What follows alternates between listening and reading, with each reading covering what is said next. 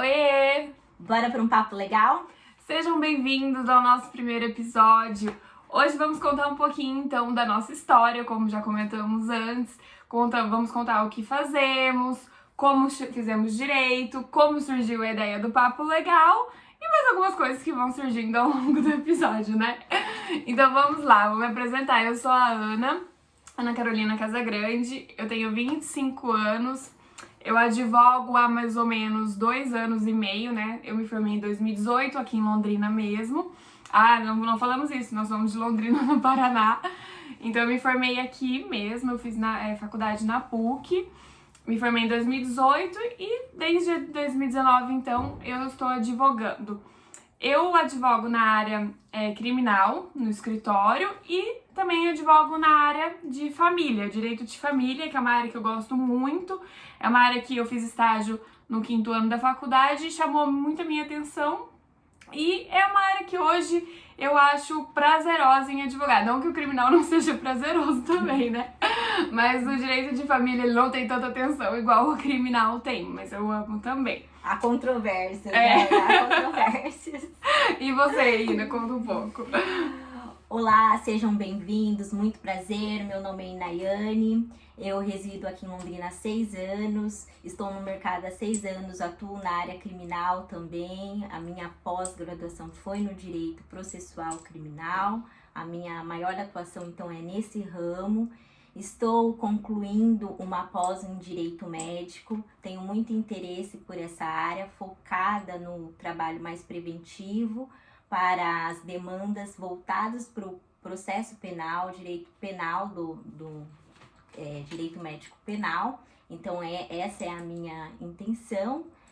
E foi assim uma ideia conversando com a Ana de trazer aqui nesse espaço um lugar criativo, sem muito juridiquês, de acessibilidade, para falar um pouquinho sobre o direito, trazer informação, um conhecimento de uma forma legal. Por isso, então, a ideia, né, Ana, do papo legal, trazer a lei de uma forma descontraída, uma proximidade e uma humanização. Então, espero que vocês consigam interagir com a gente, mandar aqui as sugestões de temas que tenham interesse. E é isso, pessoal.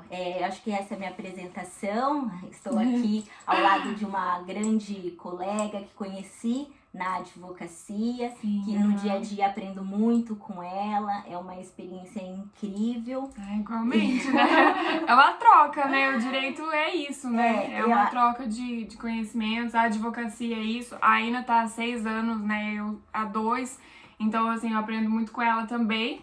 Porque a advocacia eu acho que é uma experiência, né? Quem resolve advogar, qualquer área, na verdade, você vai adquirindo conhecimento conforme as experiências. Mas é muito legal ter com quem trocar, ter com quem dividir, né? E daí por isso surgiu a ideia da gente compartilhar o que a gente aprende, as nossas experiências. Então terá um episódio que nós vamos falar sobre alguns casos. Acho que é isso, né, também. Experiências, dores e o papo legal não só trazer para o público, né, leigo, porque o nosso foco não é falar ali profundo, temas, não que a gente vai ser superficial, mas falar de academia, a gente falar da prática mesmo, e também trazer novos colegas para que a gente possa fazer essa troca durante essa experiência do Papo Legal. E eu acho que para mim essa ideia do podcast também para acompanhar a questão que ficou muito evidente na pandemia, da importância das mídias, né, no dia a dia do advogado, esse acesso que nos aproxima, que traz muitas coisas favoráveis.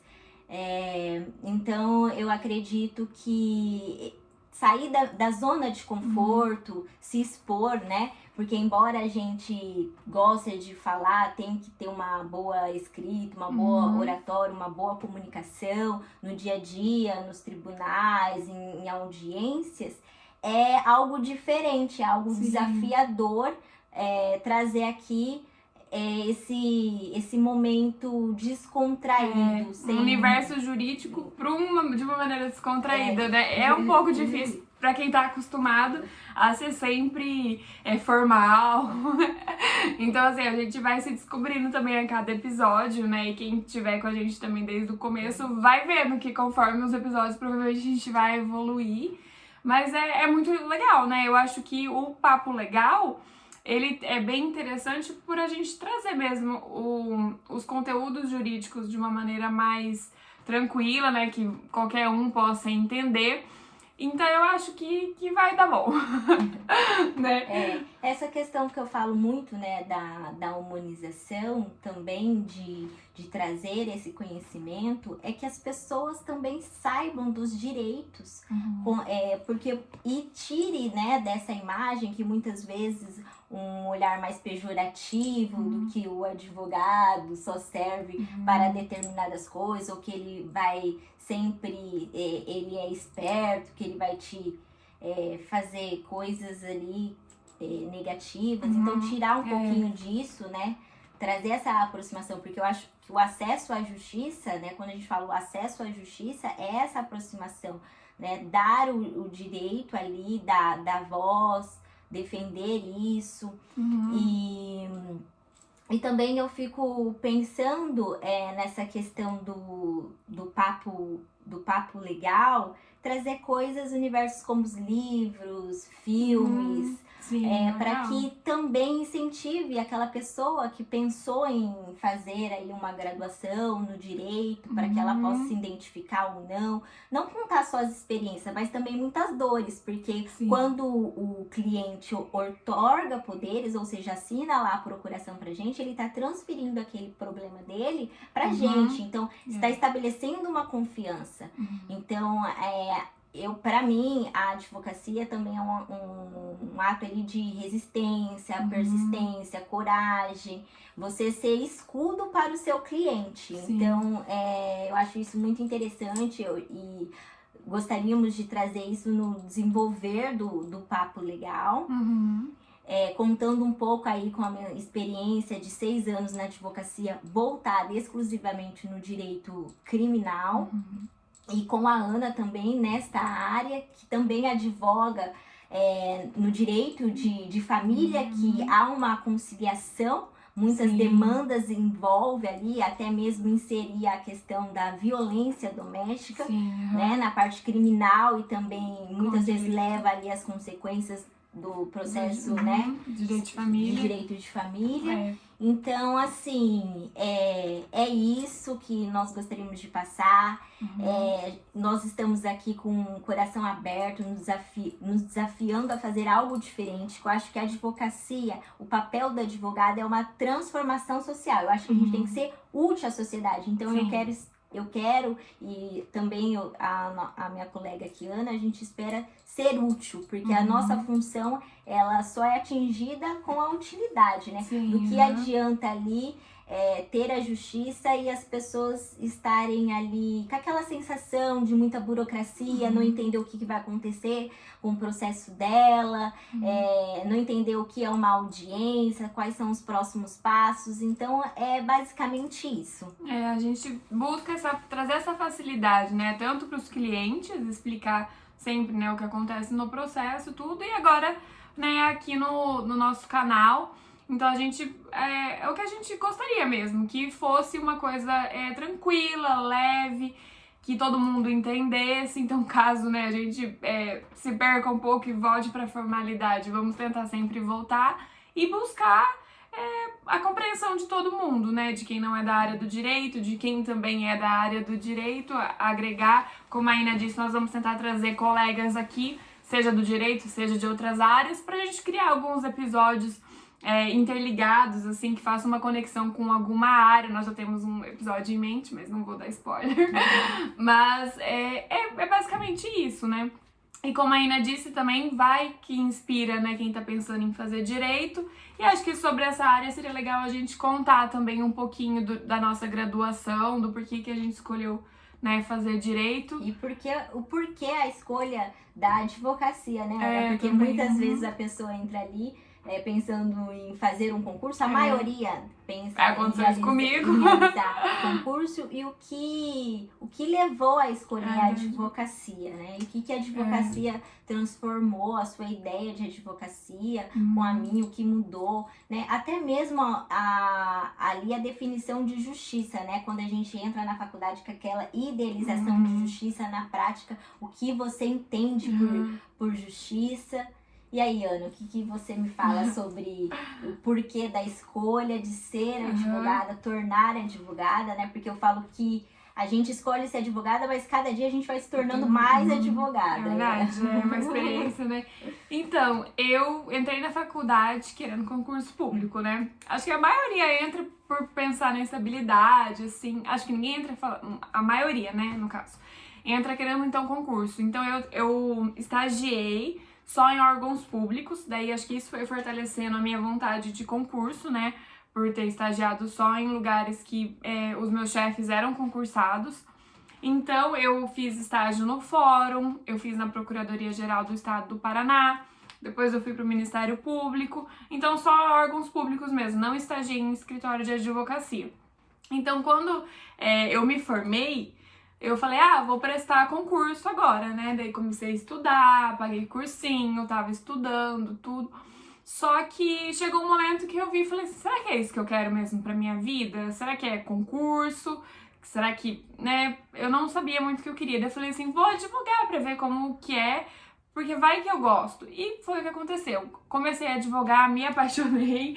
É uma área assim, uma área não, né? Eu acho que uma profissão, a advocacia, que ela demora mais, assim, pra você conseguir um resultado. Porque quando você passa no concurso público, pronto, passou no concurso público, depois, claro, tem as promoções dentro, assim, do concurso, tudo. Mas você passou no concurso público, é isso que você vai fazer pra sua vida, né? A não ser que você desista. Mas a advocacia eu vejo que não. Eu vejo que a gente, como a Ina falou, a gente se torna um pouquinho mais advogado a cada dia. Pelo menos eu penso dessa maneira, né? Que a advocacia a gente tem que construir ao longo do dia, porque nós temos que buscar, né, clientes buscar a nós, temos que construir nosso nome, caso, né, dê algumas coisas erradas, é a gente que tá ali, a gente que tá sozinha, é o nosso nome em jogo. Claro que o do concurso também, mas tem uma instituição por trás, né, o concurso público. A gente é sozinha, é a gente com a gente, né, hoje eu trabalho, né, nós trabalhamos no escritório, mas nós que respondemos por nossos atos. Então, eu vejo a advocacia, como a Ina falou, um ato de resistência e um ato de persistência, né? Porque eu que estou no começo da advocacia, acho muito difícil, né? Um retorno, ele vai ao longo dos anos, né? Como a maioria das profissões, né, autônomas, isso acontece. Mas estamos aí na luta, eu gosto muito de advogar, eu, assim, me achei, né? Me encontrei nessa área. Eu gosto, né, eu gosto dessa parte que como posso dizer, dessas dificuldades, assim, do dia a dia, né, sabe? Dos desafios, isso, de chegar alguma coisa no dia e eu ter que me desdobrar pra poder resolver. Ser advogada não pode ter problema no coração, né? Senão a gente morre na metade do caminho. Teve uma vez que a gente tava, né, no escritório e ligaram pra gente, tava tendo uma operação, era quase 7 horas da noite, eu e a Nayane saímos correndo, aí no carro a gente falou assim, então o que a gente vai fazer chegando na operação? O que será que a gente faz? Chegando lá, como a gente foi acompanhar, né? Acompanhamos a operação ser realizada e tudo assim. Foi a minha primeira operação, a da Ina também, né?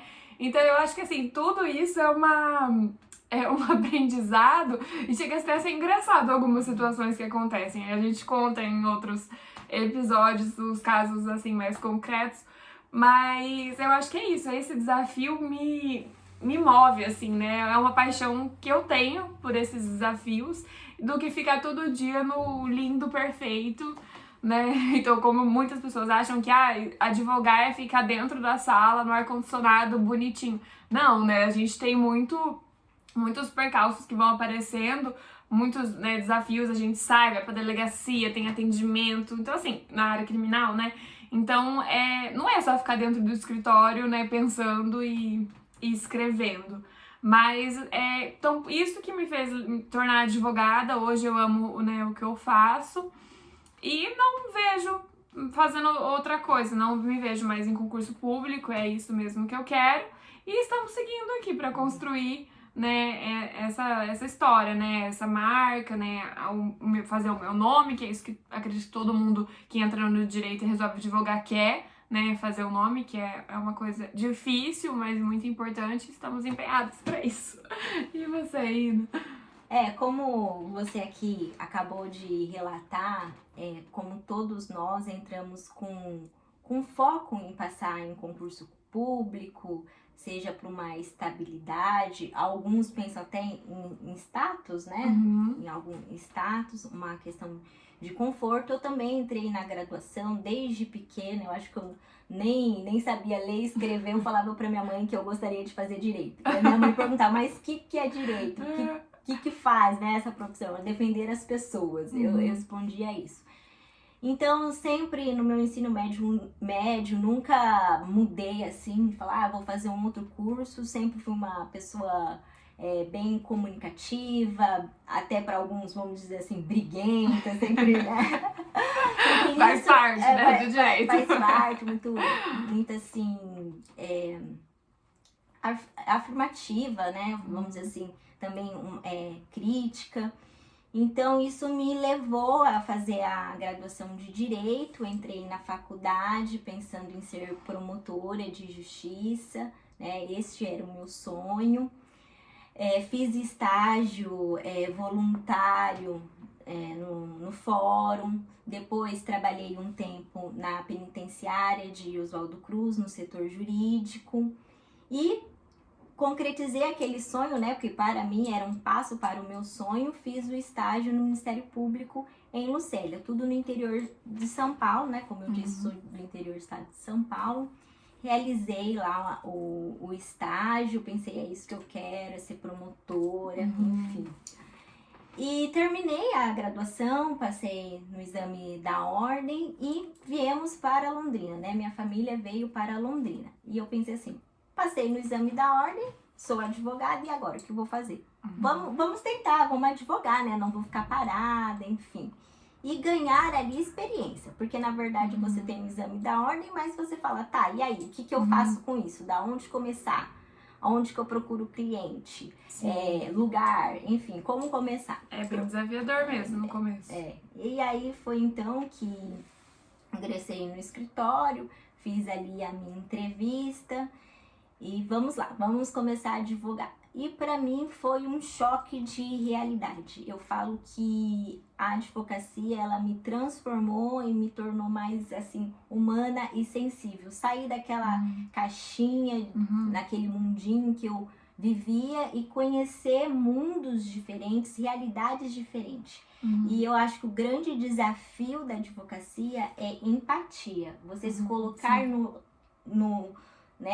lugar do outro sem julgar, né? Sem julgamentos. Guardar o seu julgamento ou transformar ali a sua opinião sobre conceito em moral para defender aquilo. Isso não quer dizer que você está de acordo com o crime, não precisa né? concordar então, com tudo. Eu acho muito importante trazer a questão da importância do advogado e a questão da advocacia, né? Do criminal é isso, né? Que muitos gostam de falar assim, entre aspas, advogado de porta de cadeia, advogado de bandido, né? Então, assim, acho que primeiro a gente precisa quebrar essa ideia do advogado criminal. Por isso, né, nos nossos próximos episódios, escolhemos um dos temas para iniciar, o direito das vítimas. Que por mais que a gente defenda quem fez o crime, né, o autor do crime, a gente, como a Ina disse, a gente não tá de acordo com o crime, né, porque o crime, ele é realmente algo que não era para acontecer, mas já que o cliente cometeu, ele merece uma defesa, né? E a defesa, assim, muitas vezes a gente não vai falar que ele não cometeu o crime. A gente tá ali para garantir um direito processual legal, né? Um direito processual, né, que ele seja julgado de uma maneira correta, que não tenha, né, nenhuma falcatrua, assim, vamos dizer. com o processo dele, que seja, né, todo mundo merece defesa, né, é um direito constitucional, então assim, a gente tá ali pra isso, né, várias vezes a gente não concorda, tem alguns crimes que, por exemplo, muitos advogados criminalistas não pegam, né, um caso pra advogado dependendo do crime, mas o advogado criminal serve mesmo pra garantir um processo justo pra aquele acusado, né, e daí nós, como a Ina falou, nós vamos trazer o outro lado da história, que é a vítima, né, que também pegamos bastante casos em que a vítima procura um advogado, né, pra não processar aquele, porque quem faz o processo é o Ministério Público, mas pra ter certeza de que vai ter um processo também justo pra ela, né, justo pra vítima. Então, né, também é isso. Eu acredito, assim, complementando a sua fala, por isso, na nossa Constituição, na lei, prevê a indispensabilidade do advogado, né? A importância do advogado na questão da aplicação da pena de uma forma correta, para que tenha os procedimentos, as fases de acordo com que a lei prevê, que seja garantido o seu direito ali de voz no processo. Então, é isso a importância do advogado. E eu acho bacana ressaltar essa questão do direito das vítimas. Quando a gente fala do direito das vítimas, é preciso tomar um cuidado, que não quer dizer que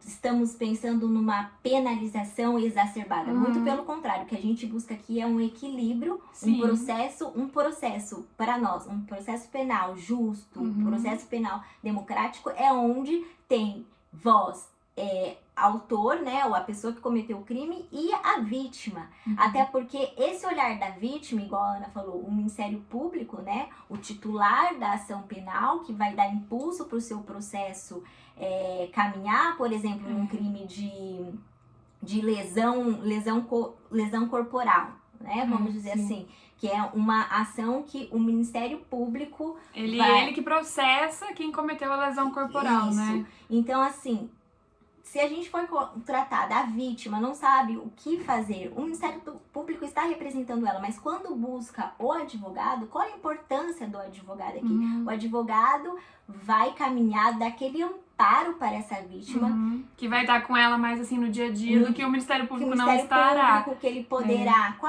Quais são as funções, então, desse advogado, né, desse assistente de acusação, como prevê a lei, que está ao lado, sentado ao lado do Ministério Público, a questão de meios de prova, conversar, rolar testemunhas. Em alguns outros casos, até pedir a prisão, né, preventiva, embora a nossa legislação ainda está crescendo esse olhar para o direito da vítima, que ainda a atuação é limitada em algumas questões, que recurso, o tribunal entende que esse advogado não poderia recorrer, esse assistente de acusação não poderia recorrer. Estamos evoluindo para isso. Então, assim, essa é a diferença. E também uma coisa que eu tenho reparado, a questão meio retrógrada, vamos dizer assim, no sentido que alguns acham que o assistente de acusação, o advogado da vítima, ele está ali porque ele busca a questão lá no cível, só de indenização, como ele tivesse só na questão da indenização. Claro, né, ele pode ingressar no cível, pedindo a indenização, e também devemos falar sobre a indenização decorrente ao crime, porque, peraí, a gente busca um processo penal justo, de trazer as dores da vítima, interligados com várias coisas sociais, mas também essa vítima está amparada pelo Estado até que ponto? Porque a pessoa ir presa não vai resolver o problema, talvez, da vítima. O Estado tem todo esse amparo, e eu vejo muito essa questão, Ana, que você que atua bastante e gosta, faz parte de projetos, a questão da Lei Maria da Penha. A questão no processo criminal, a pessoa é condenada ali. Beleza, mas e as marcas que ficaram no estado emocional, fora as lesões, Sim. fora um acompanhamento que vai ter que fazer com o filho, no psicólogo, ou até mesmo pra Aí ela. quem arca, né? Quem arca com isso? Né? Então, assim, é nada mais do que justo que esse crime deixou consequências de cunho patrimonial e E quem sim, arca? e que o Estado deveria aplicar, né? Conforme a lei, a pena e também essa indenização decorrente do crime. Se ela acha que isso é insuficiente, ela pode ingressar novamente no civil pedindo a complementação. Mas por que disso? Porque o processo civil ele é muito moroso.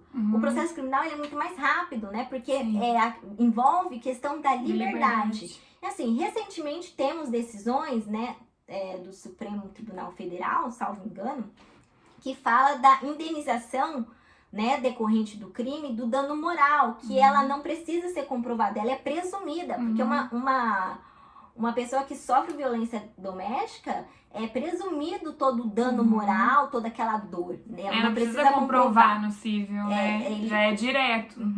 Aí seria mais a comprovação de gastos, se ela teve com farmácia, por exemplo, no homicídio, questão de funeral, que envolve, que também são parâmetros do civil que a gente traz para o direito criminal. Então, eu acho muito importante falar disso. E quando a gente fala do direito das vítimas, e fazendo esse recorte da violência doméstica e também das vítimas raciais, a gente tem que verificar que são a questão de uma parcela de pessoas vulneráveis. Vulneráveis, Estão totalmente vulneráveis. Acabaram de sofrer, né, um crime, acabaram de ser vítimas de um crime.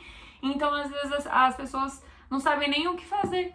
Elas não sabem por onde começar, onde procurar ajuda. Todo mundo fala, vou na delegacia fazer um BO. Mas e depois, né? Como que fica? Por isso que esse vai ser nosso primeiro tema, né? No próximo episódio nós vamos trazer sobre esse direito das vítimas. E vamos falar, né, como a Ina falou, sobre a vítima de violência doméstica. Vamos falar sobre a vítima racial, que são pessoas vulneráveis e que precisam dessa atenção, né? Tanto do judiciário quanto do Estado, e que aqui no Brasil, como todo mundo sabe, é bem complicado tanto falar sobre violência doméstica quanto falar sobre racismo, injúria racial.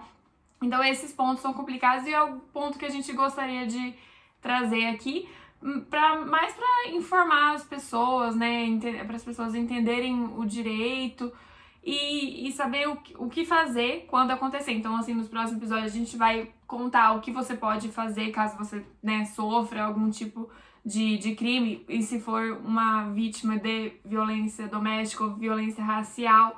Então é isso, assim, que a gente gostaria de trazer, né, nos próximos episódios. Só a questão da questão racial é muito importante também o porquê, né, escolhemos esse tema.